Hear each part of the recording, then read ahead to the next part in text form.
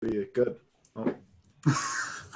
Hello and welcome to episode 75 of Third and Wrong. I'm your co-host, Stephen Boland, and we got the whole crew back together here, joined as always by Austin Dowlonga and Zachary Foth. Fellas, how's it going? We'll go to Aussie first. Looks like you're in a different room than the last time we spoke. Yeah, I'm in the new office. The amateur agency clutched up, bought this nice little office. We got a Brady plaque right there. And so I can't say thanks enough to the amateur agency for buying this house. And yeah, hooking your boy up.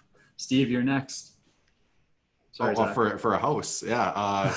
I'm just renting right now. No, for the amateur agency pitching in for your house.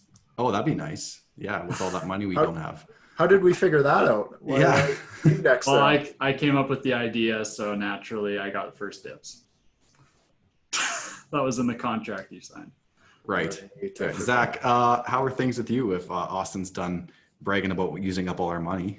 Yeah, same place, living in the same place, so that's pretty fun.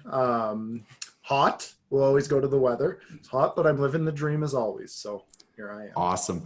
Yeah, we took a week off last week. For those who didn't know, well, you obviously knew because you're probably looking for that new episode. You're like, where the hell's episode 75? Well, we just took a week off. And if you're jonesing for some extra content, I hopped on B2B last week and this week, talked some NBA bubble actions with Ian. So definitely go check that out. It was some fun talking hoops with him. He's obviously much more knowledgeable than I am, but still a good time nevertheless.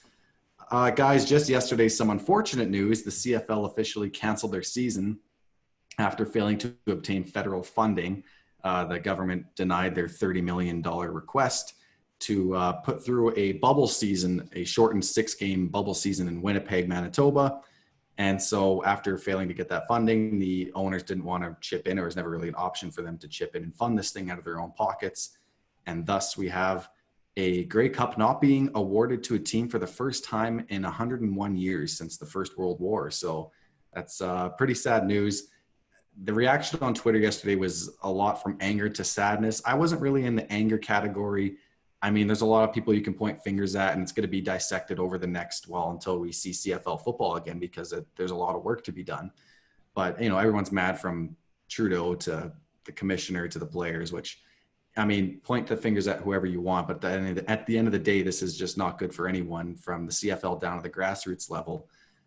What's next? It looks like they're heading right back to the drawing board, getting how to make plans ready for the 2021 season, which is hard to predict as well, because will we be allowed to have gatherings of 15 to 20,000 people by the summer of 2021? It seems like a long time away, but if they want to have kickoff in May, that's already just 9 months away. I mean, this pandemic's been going on for 6 months already. So hence the buzz cut. I've officially lost it. I'm kidding. But fellas, I guess, it goes without saying, but Ozzy, what was your first reaction when you heard about it? And, what are you hoping for in 2021 in terms of what to expect from the CFL? Yeah, I was obviously surprised. Just about a week and a half ago, somebody had asked me if I thought that there would be a season. And I speculated that I think that they could clutch up and do it. But it's just there's so many moving pieces with this that it's tough to throw together a season in, what would it be, like a month and a half from now? Yeah. You got players having to quarantine and things like that in the bubble, and in an outdoor stadium in Canada, it's just not a recipe for success or for very good football. And we had just talked at length on multiple episodes about how much the players would be getting paid for all their efforts, and it wouldn't be a whole lot. So this kind of came to us really quickly. There was kind of news one night that the funding wasn't there, and then the next day, boom, no season. So yeah, definitely sad, but I mean, I'm still optimistic. We've still got the Alouettes facing the Saskatchewan Roughriders 2021. I'll post-date my prediction. Here we go. A little bit. Here we go. Alouettes. Okay, well, we won't go there yet. Zach, what was your first reaction? Obviously, we've been pretty fired up. We had Matt Nichols on, Connor McGough. Things were kind of ramping up, even though we knew the pandemic was going on, but we were hoping things would take off. And you had your franchise quarterback ready to go, and we'll have to wait another year to see that. Yeah, man. CFL football's a big thing, and from where we're from in Medicine Hat, and I go out to a lake every summer, and everyone drives around their golf carts all souped up with CFL teams, and they're honking when they're scoring TDs and stuff. All that fun stuff that happens with the CFL in our lives. It's sad that we're not going to experience any of that. But me, I'm always looking optimism's my thing. I love being positive about stuff, and take this time now. Like you said, there's 9 months. Let the CFL really get back to the drawing boards, focus up on the next season, put efforts in places that maybe they haven't thought of before, and really attack those things. That's my hope of it. As the time went on, it felt more and more like this was likely. We set ourselves up kind of for this news, and there was a little bit of sadness there, obviously, and all my thoughts with the guys who are losing work over this and stuff. But, regroup, come back stronger next year, and hopefully the CFL uses this time efficiently. I agree. I mean, if they can explore multiple revenue streams, like potentially setting up a video game, introducing a streaming service for fans to watch games who, otherwise perhaps don't have cable, or, people are starting to phase out cable in their lives anyways. Marketing the players better, getting them more involved in the community than they already are. They're already very active in the community, but lots of things to be done. And here at Third and Wrong, we're going to be, hopefully still promoting a lot of Canadian football content, despite there being no season. If you're happen to be a football player or anyone involved in the Canadian game and you'd like to come on for an interview, definitely DM any one of us individually or our social media accounts, or we have a Gmail, theamateuragency@gmail.com. We hope to keep spreading good Canadian stories and, getting us all excited and ramped up like Ozzy already did with predictions for 2021. So we'll definitely be no shortage of Canadian content to be talking about on this podcast, but we're also going to have a lot of NFL news. And what we missed last week in our hiatus was tight ends getting paid. And we kicked things off with George Kittle signing a 5-year, $75 million contract. I was hoping he would hold out, selfish Seahawks fan alert, but Kittle rightfully gets a big payday because he is the best tight end in the NFL. And he absolutely is vital to that offense. He does not just catch passes. He is instrumental in that run game with how good of a run blocker he is. He's a smart football player. He's one that you have to scheme around. In my opinion, he's a big reason why the Seahawks traded for Jamal Adams. It would not surprise me if we just pretty much saw him shadow George Kittle for the entirety of a game in their matchups. So well-deserved payday. I don't really have much analysis on this. I was hoping he was going to hold out, maybe try to get that 16 or 17 million threshold, but he caps out at, I believe, 15 million with perhaps some other incentives. But let's go to the resident Niners. No, I wouldn't say Niners fan, but he's, he shows their colors a little bit. Ozzy, what are your thoughts on this contract? What does it mean for Jimmy G? Well, I am ecstatic that Jimmy G has his go-to target for the next 5 years locked up. George Kittle, he's not the biggest guy, and that's kind of one of the things that really is eye-popping when you look at, like you said, Steve, he is instrumental in terms of that running game as well. He's a fantastic run blocker, which makes him like up there for top tight end in the league, if not the top tight end in the league. I'd be remiss to say that he is the top tight end because there are guys like Travis Kelce who we'll get to, and Zach Ertz and those guys. So I don't want to just hype him up all that much, but he is deserving of top tight end money, which he got. And there's a nice little market correction there. He gets 15 million per year, which is the 12th highest wide receiver money if he was at that position. So it's quite a turnaround for a guy that used to be a wide receiver and is now tight end and just tearing it up with those receiver skills, but also still showing that he, even though he's a smaller guy, he can contribute in the run game. And I just think that's invaluable. It's well worth the money if you're the 49ers. So win-win on both sides. Zach, we saw your Browns ink Austin Hooper to a pretty lucrative deal right out of free agency. What do you see in this Kittle deal? And, do you now feel like your Browns got a bargain that, considering Hooper is a pretty great tight end in his own right? And when I look at this, you look at the market, you look at the big picture of teams in the NFL right now. Top 3 teams, I think we can all agree on, Chiefs, Ravens, 49ers are up there for a lot of you guys. I know I said 9-7, but, going off last year, they're they're really good. All of them have arguably the top tier of tight ends in the league. It just shows the importance to have that target that can get that yardage, that tough under, some of those guys are deep threats, but like you look at a guy like Kittle who is catch the ball, goes 20 more yards downfield. One of the best tight ends I've ever seen running with the ball after the catch. And that's crazy, alluding to like his size, I guess, more elusive. But then you get like Travis Kelce out of the Chiefs, like the target for Mahomes down low, like, and then the guy just muscles his way through. Then you look at the Ravens who have Mark Andrews, who was like his favorite target all year, being Lamar Jackson. It's just a huge part of the NFL and for success right now. These guys are starting to get paid bigger and bigger, which is well deserving. They're really the jack of all trades. They block, as Ozzy was alluding to, they catch. They got to be that athletic, strong base too. You're going up against defensive end that are like Khalil Mack and stuff. Like you have to be able to block guys like that because it's just part of the game, man. And looking at it, now we can say the Browns are right up there with those three teams because they have two great tight ends, right?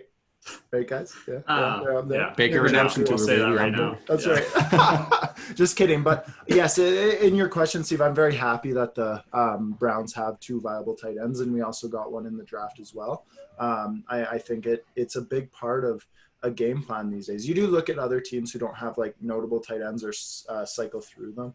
Your Seahawks being one of them there, Steve. You look at the Saints. They always seem to have somebody new every year. I think they have Jared Cook right now still. They still have Jared Cook. Yeah.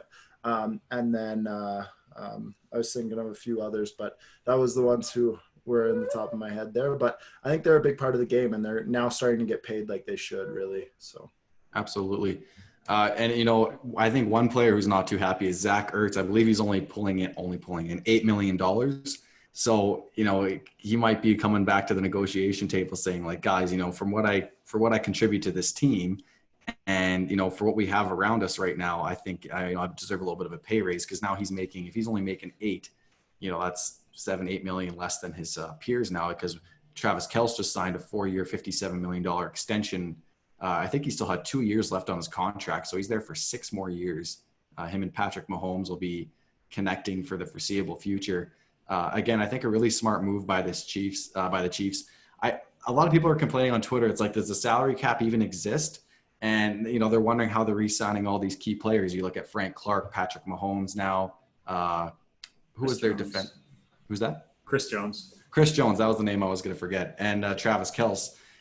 I think right now, you have to look at it as I think a lot of these contracts are back-ended. Like a lot of the cap hit comes towards the end. So you're going to see this team get into a little bit of a cap trouble down the road. Tyrann Mathieu, another one that's making some significant money on that team. But for the time being, I think they're capitalizing on their window, which is what you have to do. To me, it wouldn't make much sense. We've had this discussion many times about the Rams. Do you go for it now or you try to extend your window? It looks like they're gunning for it now. And why not? You have Tom Brady's finally out of the AFC. The Patriots look like they've taken a step back. Your main competition now is the Baltimore Ravens, and you're going to have to, make sure you're still staying on top of that. So why dance around it, gun for it, go get it now, and, they'll deal with the cap implications when it comes. But I don't think this team's been, incorrect in the way they've dealt with this. Do you guys feel like the Chiefs are in trouble long-term, or do you think this is their right way to capitalize on their window that they have right now? I'll let Zach go. I've got my thoughts on it, but. Oh yeah, for sure. When you're paying guys that much money, eventually it's going to turn you into cap hell. I agree with you, Steve. I think their windows right now, Patrick Mahomes has all the tools he needs at the moment to be very successful. You're already seeing a little bit of roster movement, quite a bit of roster movement on that roster that could have a big effect. But, they're trying to spread the ball around for them on offense here and get the weapons he needs.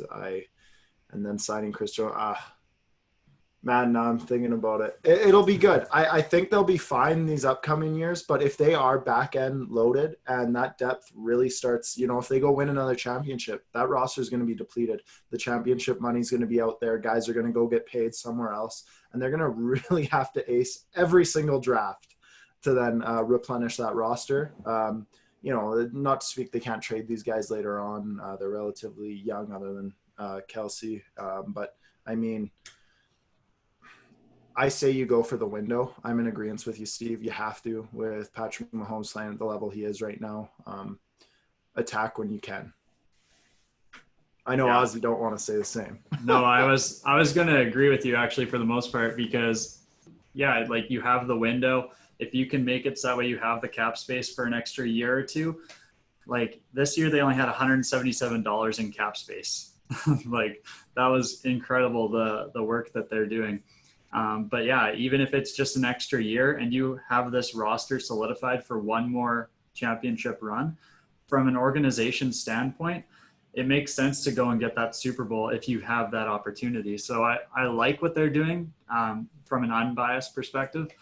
And I think that, of course, and I think 2 years they're going to start seeing these cap hits get so astronomical that unless with a new sponsorship deal or TV deal or whatever you want to call it, if the cap doesn't rise too high relative to the way these contracts inflate, then definitely the Chiefs are going to be in some trouble.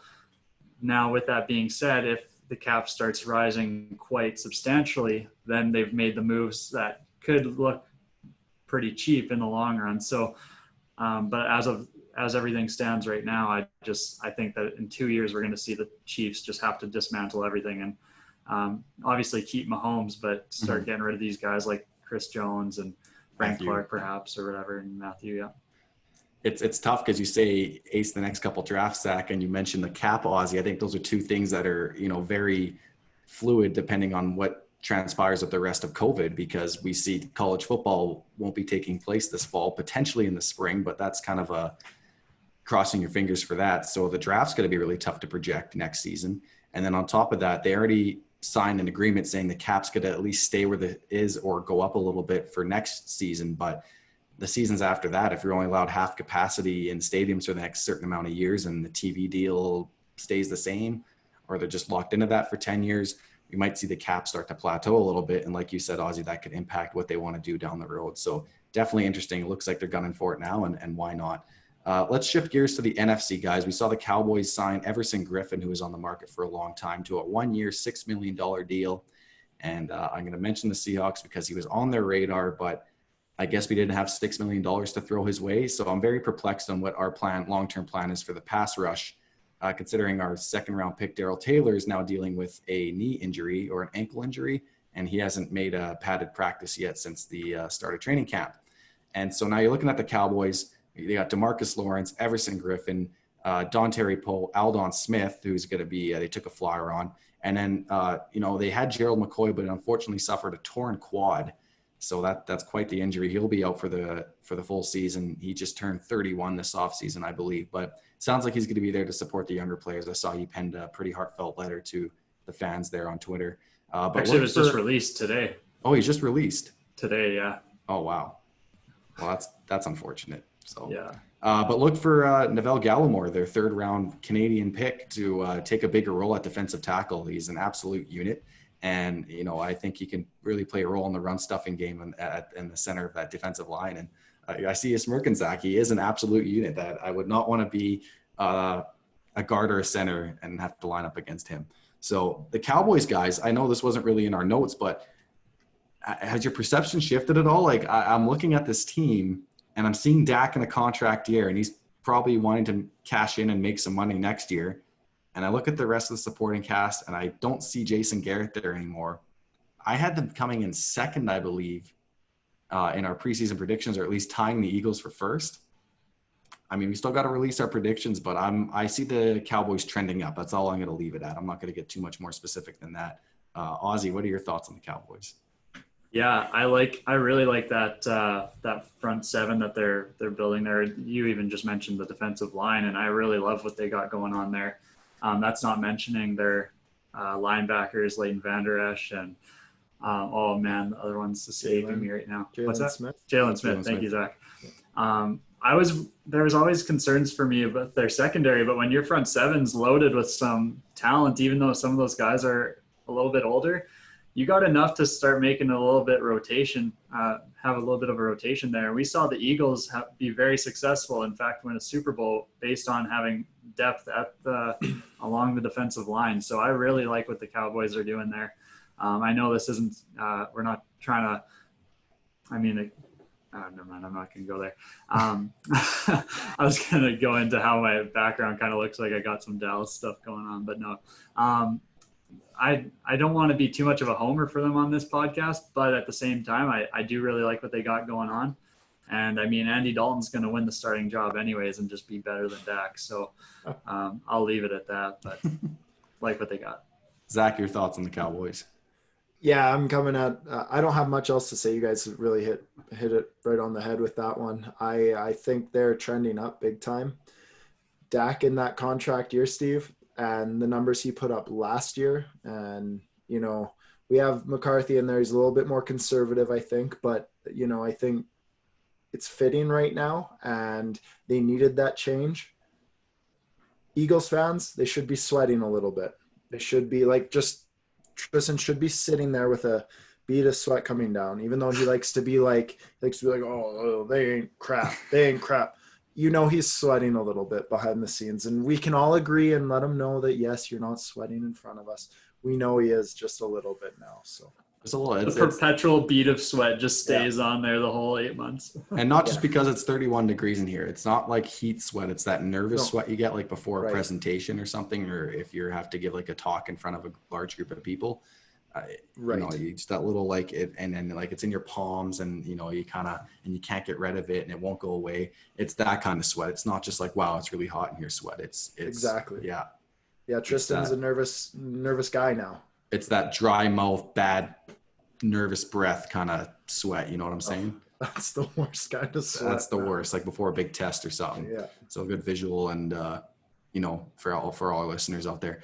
Guys, so I already mentioned one of the big injuries that took place, Gerald McCoy tearing his quad. Trey Waynes in Cincinnati was looking to kind of jumpstart his career after a rough couple of years with the Minnesota Vikings. And it sounds like he's going to be out with a torn pec for the foreseeable future. It says he'll miss most of 2020. So he could come back for a late season push, but they'll see. Depends where that team's at. I don't think a lot of people are projecting them to be winners, but each week we'll be updating you guys on notable camp injuries. I just know from a Seahawks fan perspective, our first round pick is out with a sore groin for a little bit, so he won't be making any of the padded practices for the next week, I think. But aside from that, it seems like all the Seahawks are healthy. Have you guys heard anything out of your favorite teams' camps? Zach, will go to Cleveland first. Yeah, Chubb's in the concussion protocol. I guess they were hitting pretty hard yesterday, and somebody sucks because he's supposed to be our bruiser, but somebody hit him pretty good, and he's in concussion protocol. So hopefully it's nothing severe. Concussions aren't something to joke about, so they got to hopefully get him through that. We need him for the season. It's a big part of our offense. I just, you know, I want to say quickly too, because we didn't really jump into the injury. We just said it, the McCoy injury in Dallas.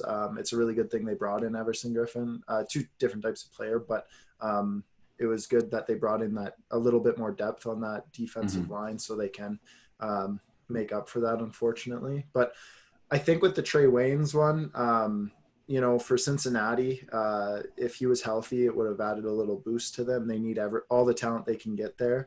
It's almost a blessing in disguise. Obviously, it's not a blessing with a guy getting injured, but from a franchise perspective, you know, like if they don't do too well this year again, and they don't have their top tier talent out there, he can focus on getting healthy. They can have a really good offseason again and then really attack next year. Now let's hope that doesn't happen and they really suck, but it doesn't go anywhere because I don't want them to be really good in my division. Browns don't need another good team in that division. But yeah, wish the best for his health. But, you know, and a little bit more optimism on the team, it could be something they could build upon in the end. So. There you go. When I went to go look at if the Patriots had suffered any injuries, there were none, but I actually saw another Browns one added to the list, Zach. So this is going to be a live Well, breaking news. Down for you. No, we don't have a soundboard anymore, so just. Mac Wilson suffered a knee injury today, your linebacker. So I'm not laughing at the injury. I'm laughing at Zach. Yes, for those listening on the road right now, Zach's face is quite perplexed. It's just a hyperextension. Right 22 minutes ago. Yeah, while we were recording. So straight from the amateur agency app, by the way. Yeah, less than ideal. He's our only good linebacker. Should have taken Jordan Brooks. Should have signed Joe Schobert. Should have had a V8. Actually, news from the CFL I could kind of relate. Rookie of the year, Caleb Hawley with the Stampeders is looking to, get out of his contract. He's been in arbitration long before the season was canceled and get to some tryouts. He tried out for the Rams before he came to Calgary, so could be someone you look at. You've seen Alex Singleton, former Stamp, have some success in Philly, so maybe you guys take a look at Caleb Hawley. So that'd be a cool story. That'd be sweet. Yeah. Okay, I saw this story on Twitter, guys. It made me laugh. So Joe Judge, when he was hired, he came from New England and kind of that hard-ass, school of football thought. And I couldn't believe this. I thought it was maybe like a fake story at first, but it sounds like it's real. So Joe Judge, new head coach of the New York Giants, made his assistant coaches run laps with the players after would have been a bad series of plays or potentially just a bad practice. But I wanted to get your guys' take on this. Do you agree with this kind of old school, maybe it gives the players a certain amount of respect. It's like, wow, my offensive coordinator is running laps with me. We're all in this together. Or if you're an offensive coordinator, it's like, I'm getting paid too much to do this. Like this, I'm here to coach. I'm not here to partake in this. I kind of have two separate schools of thought. Like me being, when I'm coaching kids and, Zach and I've coached too. And I think, Ozzy, you're thinking of getting into it. It's different when you're coaching like kids, you run into the drills with them and you're, if they, maybe not conditioning wise, but sometimes you're getting involved in the drills with them and just kind of showing them what to do. And it kind of gives you that respect because you're getting involved. It shows that you know what you're talking about. You're adding another element to your coaching style. But I don't know how far it goes at the professional level. I mean, this is your job. You're getting paid to play professional football. You're there to practice. I don't know how much of an element of respect it would really add to Daniel Jones seeing his offensive coordinator trot along beside him after he threw a pick or something like that. So I'm not on board with this. And a lot of people were clowning Joe Judge saying, this is probably could be a one and done year for him as a coach. But Zach, I want to go to you first on your thoughts with this one. You actually said it where I was going to go with this. When I saw this in the our notes, I was giggling a little bit, just the thought of it. I think it comes down to coaching style completely. You look at guys who coach different. There's guys who are so analytical. You won't see them run at all. You won't see like Bill Belichick. He's on the sideline. He's doing his thing. There's other guys who want to be that player coach who is on the same level. Is it Salem? Is that how you say it from the 49ers? Robert Saleh, yeah. Saleh, thank you. He was interviewing for the Browns job, and I can't say his name. That's great. But he was you see him getting down on defensive plays and is like a player on the sideline, and I could see him running laps. I know it's a different thing, he's doing it to punish them, but some coaches like to do the things their players are doing to show them, hey man, I'm one of you, earn that trust that way. And then there's but this is a different situation. Joe Judge is standing on the sideline yeah, you go run, and I'm going to watch you go run. It feels like some hierarchy, feel the last time I'm in charge kind of. Yeah, wait, is that actually what's happening? He's standing there while everybody else runs? I don't believe he ran with them. The way I read how it happened was he made his assistants run. I don't believe he joined in. The last time I seen some shit like that was when Hugh Jackson was on Hard Knocks. And, I was just gonna say, we had what's his name? He head coached the Kansas City Chiefs as our offensive coordinator with Matt Castle days. Had the beard. Todd Haley or yes, yeah, he was there and he was making a suggestion, and he was like, "You're sitting in that seat." And I'm sitting in this seat. Oh, man. We're not going to do that. That was so cringy. I was like, oh, no. No. And he did it in such a condescending voice. It's just I worked my way to get here. Yeah. Like it was so soft spoken, but at the same time, kind of like, bro, what? I know that's Todd not your Haley, point, but holy shit. no. But at that point, Todd Haley had a 10-6 record one year with the Chiefs, which was better than anything Hugh Jackson's ever done. So give him that respect. I don't know. Yeah. I think you need to treat people with respect to gain their respect, and having that, like, I'm the almost dictator of it all. Like, yes, we understand you got to that position. You have that position. You earned it. I respect it, but you still got to earn my trust some way. It's not just because you're a high flying man, you're the guy. And if you're gonna treat like guys who you're supposed to be that team, those offensive coordinators, defensive coordinators. You might be a head coach, but those guys are going to help you and give you suggestions to succeed because they want to succeed too. You listen to those things and you don't make them do the thing. Laps. I don't know. I do think it's weird, I guess, is what I'm getting at. Yeah. At that level. Yeah. Like, it's just weird. Yeah. Okay. So I'm going to go on both different sides as if he did run with the team and if he didn't, like you guys think that, because if he did run with the team, I really like this to an extent. And I'm not, Zach, I see you. I say I really like it because not because it's meant to like establish respect or anything like that in my eyes. I think that it establishes that unity, that team spirit. And for a team that was dysfunctional last year and had a lot of things going around, and like how the New York media is so hard on their teams, I think that it's something where if Joe Judge is running and he has the assistant coaches run with him and the team, then yes, that is something that, all right, our coaches are in this, they're invested in us succeeding. We're only running if we're not doing our job. Our coaches don't want to run and we're now running. Like, that just speaks to how they want things done. If that's the case, then I really like what they're doing because that creates that sense of unity in that team. But if he's like having his OCs and his DCs freaking running, he's like, you guys go, I'm sitting here. And then he's like, okay, you guys, your team or your position, they didn't do their job right. You're going to go run with them. That is the ultimate dictator move. And that is like the opposite of what I just described. If he did run with the team, like it could not get more dysfunctional. And if that is the case, then I see Joe Judge out by week 8, probably. Yeah. Like, nobody's playing hard for that guy. If he's freaking, you guys go, but I'm going to chill back here. We've seen a lot of those coaches, how big they are. They don't like running. So if he's got some of those guys freaking running, I'm out on that. But I couldn't have said that better, Ozzy. That's hilarious. The more I think about it, Steve, we got to fact check this and see if it was him standing and watching. Like, we could bring it up next episode because it might take some time to find out. But 100%, he's like, "Hey, that was a bad series. Okay, get out there running with the players." Like, oh no. You failed this team. You failed this football club. Okay, so I just found an article here, and the caption is, Joe Judge has already gone full football guy the first day in pads by making Giants coaches run laps with the players and taking names off the backs of practice jerseys. So I didn't even get to that part. He took their names off. Oh, good. Wow. Earning those stripes just like Browns. Just like the Browns, yeah. That's crazy. And it's not getting into the specifics if he ran with them, but it's like, just ask Joe Judge on Zoom why he had players and coaches running laps at parts of practice during drills. Judge says there are consequences for making mistakes. So the Giants practice and reinforce that too.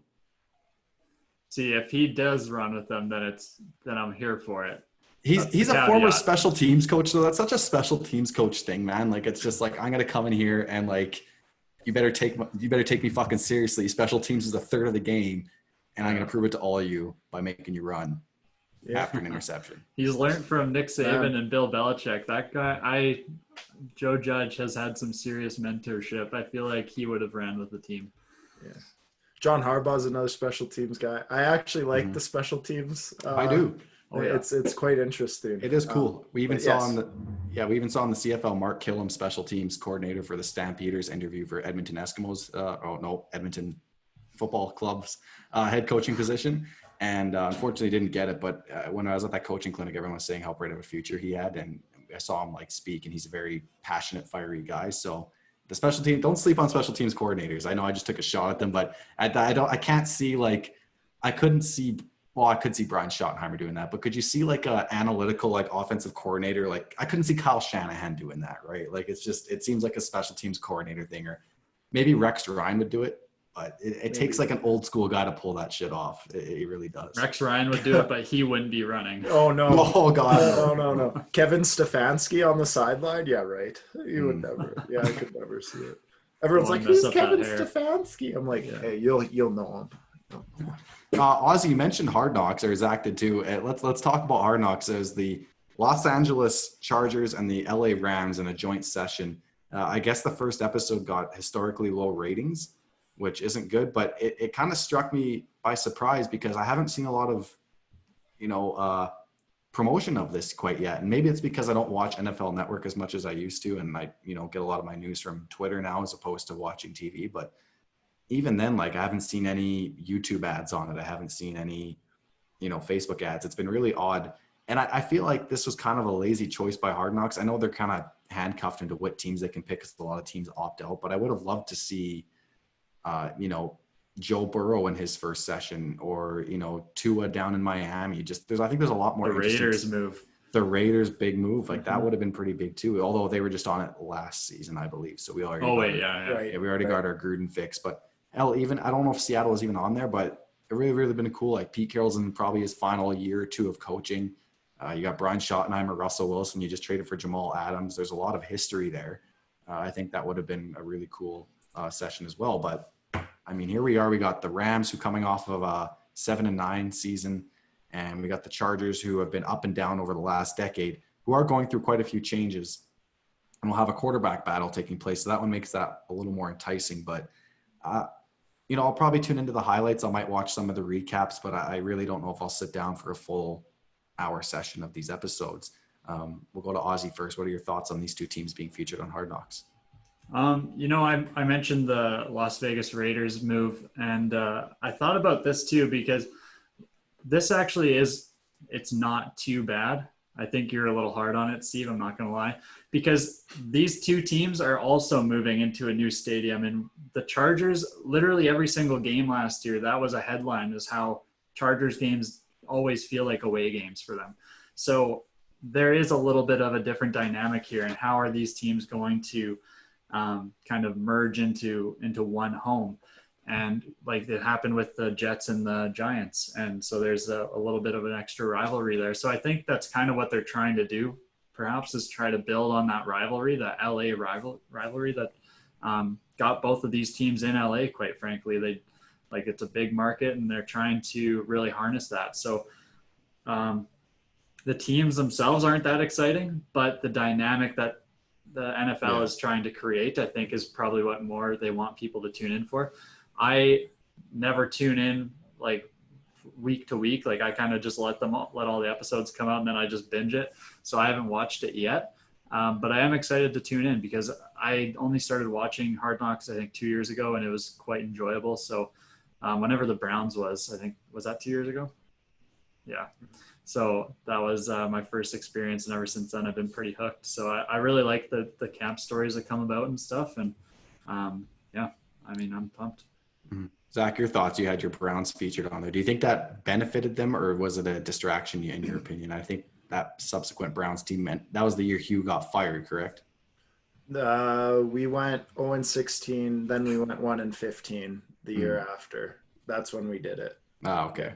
Then he got fired. The year Baker's rookie year. Yeah. Right. So here's my thing. I think I'm going on a bigger viewpoint of this. I think you could do any freaking team in the NFL. This show is gold. I don't know if you guys have watched it. I've watched Hard Knocks for a long time. I look forward to it. I love seeing what happens in the NFL business side of the training camps. They show everything. They show equipment managers. They show everything, and how the guys go off and do things after practice. They really get down to the nitty gritty of training camp, and it gives these players more of a personal look on things. Like I remember one year with the Browns, Carl Nassib talking about like finances and stuff, and like with all of his like defensive line guys and stuff, and it brings that personal side to it. And I think the NFL, and I think I love how you explained it, Ozzy, but I really like how Steve, you talked about the marketing end of it.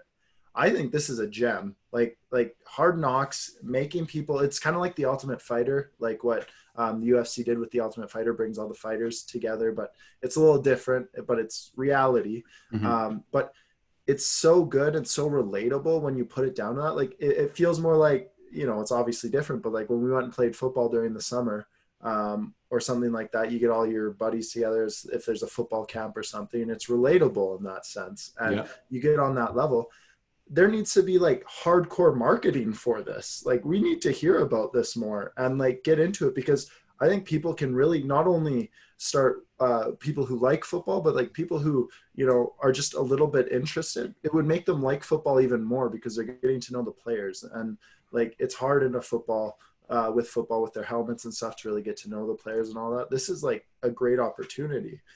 So that's kind of what I'm more mad about, is like I heard about it because I follow a lot of stuff on football, and like it brings something up, but like I didn't hear about it till it started going and they started bringing stuff up about it, like in like Bleacher Report and stuff like that. Like we need to know like a month before, like training camp with the Chargers, and like bigger and better marketing. I guess I shouldn't critique on it too hard. We're learning. Zach's applying for that job tomorrow.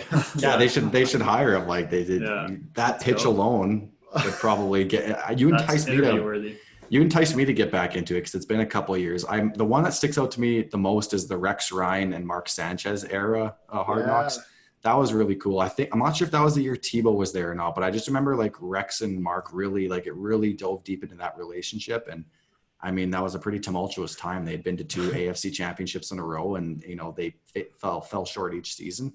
But you hit the nail on the head, Zach. Like for anyone who maybe isn't even into the X's and O's of football, like football is such a massive business. Like to see what the equipment managers are doing, to see what the marketing guys are doing, or what the general managers, the interns are doing, like it inspires even guys like me that like maybe one day you can find yourself in a position like that, because you know, once you turn 18 and you realize you're not an athlete at heart, you know, the dream of playing professional sports dwindles pretty quickly. But there are plenty of football jobs and professional sports jobs out there. And Hard Knocks, like you mentioned, does a great job outlining that. And Ozzy, I can definitely see your point of view as well, and seeing how it offers the dynamic of moving into a new stadium, a new home, and how all the dynamics of all those extra people that we just talked about play into that. So I'll probably end up tuning in. I have a DAZN subscription. I hope it shows up on there. If not, I'll just bite the bullet and get a free trial on HBO. Yeah. So, okay, even better. Awesome. So really, really great. They need to scrap the preseason and just do Hard Knocks. And that could be like football fans would tune in. Like I know there's limited resources, but if you had a Hard Knocks for like every team, that would be like your team's, every fan base could just tune into their team's Hard Knocks. And then it'd be like just everybody, that all leads up to the NFL kickoff. And it's like, holy crap, let's go. We just got started. The Browns do that actually, sort of on a lower level. They have a thing called Building the Browns, and it's a YouTube channel, and they have about 20-minute episodes, and it's just like a Hard Knocks, and it goes through like the draft, it goes through rookie camps, it goes through everything. That's cool. Heck yeah. Except we suck. It's called Building the Browns, because every year you build the Browns again. Yeah. What are we going to call it when we win the Super Bowl next year? I don't know. Maintaining the Browns. Really great idea too, guys. We talk about the CFL and exposure. I think this is something that they probably should have just copycatted, you know, straight up. Like there's a lot of things the NFL does and the CFL doesn't necessarily have the funds for, but I mean, even if you hired like an independent crew, it didn't have to be HBO, and just go, us. There we go. Yeah. If you hired us and you just sent people in there to, you know, what's life like behind the Saskatchewan Rough Riders training camp? Like what's Cody Fajardo do on his day off? Like just us hanging out with him. Like there's so many things that like the CFL could do, and the NFL even better to an extent, like you said, is learn the player behind the mask, because at the end of the day, these players, you know, with all the equipment they have on and stuff like that, it's not as marketable as like a LeBron James. Like, you know, when you see LeBron, you know what LeBron looks like. You know, when you see Kevin Durant, like that's KD. I mean, when you see Mike Evans, you know, in some casual fans' cases, you could walk by Mike Evans at a mall, and you might not know you walked by a professional football player. It's like that. So it definitely room to be had to improve in those aspects for both professional leagues. One last note, we probably should have looped it in with any final thoughts on Hard Knocks, fellas. I think we did a really good discussion on that. I think we're good. Amateur knocks. That's what we're doing for Amateur the CFL. knocks for Amateur the CFL. knocks. Let's There we go. go. And if anyone fucking takes that, I'll be under your bed. You should have mentioned this with the injuries, but Lamar Miller signed with the Patriots, Ozzy, but he's immediately placed on the PUP list. You know, Sony Michel's facing some injury troubles of his own. What's that backfield going to look like for you guys starting in the new year? Who's Cam Newton handing the ball off to or doing option plays with? Yeah, I'm actually really excited about this. So yeah, we've got James White, Sony Michel, and Lamar Miller. Sony Michel's been on the PUP list to start every preseason that he's been on the team at this point. So I think it's just kind of standard at this point. He's just always getting knee things just maintained and whatnot. I'm pretty sure, I haven't heard much about the Lamar Miller situation, but I imagine it's something similar. But yeah, I'm pretty stoked about this. I'm not going to lie. I think that we need to have that solid depth at running back. Last year, our run game, it wasn't the great all throughout from the O-line to the running backs. Sony wasn't nearly as good as he was in his rookie season. So get a guy like Lamar Miller, who really in essence is kind of the player that Sony Michel needs to be for the Patriots. So it'd be perfect to have a guy like that who's 1,000-yard running back in our backfield for Cam Newton or Jared Stone. Hopefully Cam, because frick, that'd be sick to just pull out the Superman again. Let's go. Sorry, cool. I'm gushing here in my Patriots office. I don't know what it is about Texans former backs, but you got Lamar Miller in New England, you got Carlos Hyde in Seattle. Now they're running David Johnson. It's just been a lot of different backs kind of not there anymore that are trying to find success elsewhere. But fellas, over under on the Deshaun Watson contract extension. What do you guys think?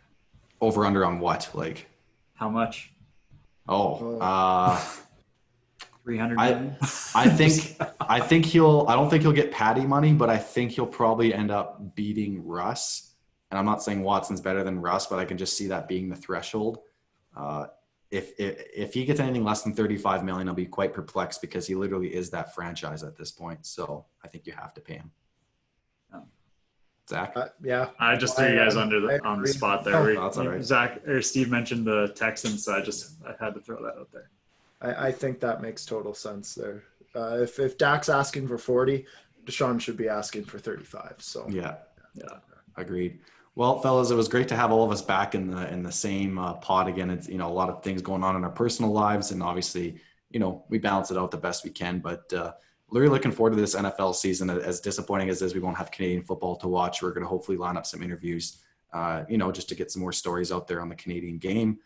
Maybe Connor will have Connor back or something like that. I think that'd be a really cool opportunity to speak with him and get some of his ideas and how he wants to help out the grassroots level as well. So in the time being, you can find me on Twitter at SteveBolin22, and you can find me on Instagram at SteveBolin_. Ozzy, where can the fine folks find you? Fine folks, you can find me on Twitter and Instagram at AustinPaul_. That's Austin with a Y, not an I. You cowards. Cowards. But yeah. There we go. Zach, where can everyone find you at? Find me living the dream on Twitter at Zach Foth and on Instagram at Zach Foth_. Sorry, not at Zach Foth_. Zach Foth_. There you go. And be sure to check out all our agency pages. We'll be, you know, lots going on with the NBA bubble on B2B, and obviously lots going on with NFL kicks off in, 3 weeks? Yeah, September 10th. I am fired up, man. Yeah. Seahawks 16-0 to the Super Bowl. So book it. Browns, you mean? Cam Newton-led Patriots. Godspeed. We'll get to that later.